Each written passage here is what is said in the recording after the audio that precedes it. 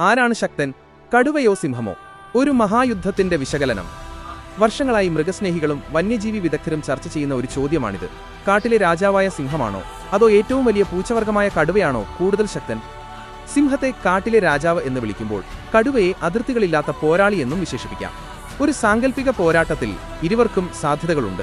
നമുക്കിവയുടെ ശക്തിയും ദൗർബല്യവും ഒന്ന് താരതമ്യം ചെയ്യാം. ഒരു പോരാട്ടത്തിൽ വിജയിയെ നിർണയിക്കുന്നതിൽ ഏറ്റവും പ്രധാന പങ്ക് വഹിക്കുന്നത് ശരീരവലുപ്പമാണ്. ലോകത്തിലെ ഏറ്റവും വലിയ പൂച്ചവർഗമാണ് കടുവ.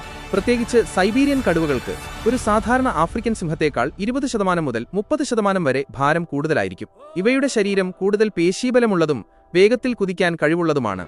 സിംഹം കടുവയേക്കാൾ ചെറുതാണ് സിംഹം, എങ്കിലും ഇവയുടെ മുൻഭാഗത്തുള്ള പേശികൾ ശക്തമാണ്. കടുവയുടെ വലിയ ശരീരവും പേശീബലവും പോരാട്ടത്തിൽ ഒരു വലിയ മുൻതൂക്കം നൽകുന്നു. കടുവ ഏകാന്ത വേട്ടക്കാരനാണ്. ഇത് ഒറ്റയ്ക്ക് ഇരതേടുകയും ഒറ്റയ്ക്ക് പ്രതിരോധിക്കുകയും ചെയ്യുന്നു. അതുകൊണ്ടുതന്നെ കടുവയ്ക്ക് ഒറ്റയ്ക്കുള്ള പോരാട്ടങ്ങളിൽ കൂടുതൽ പരിചയവും നൈപുണ്യവും ഉണ്ടാകും. ഇരയെ തള്ളിമറിച്ചിട്ട് ഒറ്റയടിക്ക് കഴുത്തിൽ കടിച്ച് കീഴടക്കുന്നതാണ് ഇവയുടെ രീതി. സിംഹങ്ങൾ കൂട്ടമായി പ്രൈഡ് ജീവിക്കുന്നവരാണ്. ഇരതേടുന്നതും പോരാടുന്നതും മിക്കപ്പോഴും കൂട്ടമായിട്ടായിരിക്കും. ഒറ്റയ്ക്ക് പോരാടാൻ സിംഹത്തിന് മടിയില്ലെങ്കിലും കടുവയെപ്പോലെ സ്ഥിരമായി ഒറ്റയ്ക്ക് പോരാടുന്ന ശീലം സിംഹത്തിനില്ല. സിംഹത്തിന്റെ കഴുത്തിന് ചുറ്റുമുള്ള കട്ടിയുള്ള രോമക്കുപ്പായം ഒരു പ്രതിരോധ കവചം പോലെ പ്രവർത്തിക്കും. കടുവയുടെ ശക്തമായ കടി കഴുത്തിലേൽക്കുമ്പോൾ ആഘാതം കുറയ്ക്കാൻ ഇത് സഹായിച്ചേക്കാം. കടുവകൾക്ക് സിംഹത്തേക്കാൾ നീളമുള്ളതും ശക്തിയുള്ളതുമായ കൗശലപൂർവ്വമുള്ള നഖങ്ങളുണ്ട്. ആർക്കാണ് വിജയം?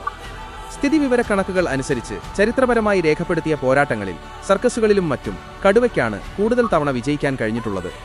ഏറ്റവും സാധാരണമായ ഒരു പോരാട്ടത്തിൽ കൂടുതൽ പേശീബലവും ഒറ്റയ്ക്കുള്ള പോരാട്ട പരിചയവുമുള്ള കടുവയ്ക്കാണ് വിജയിക്കാൻ സാധ്യത കൂടുതൽ.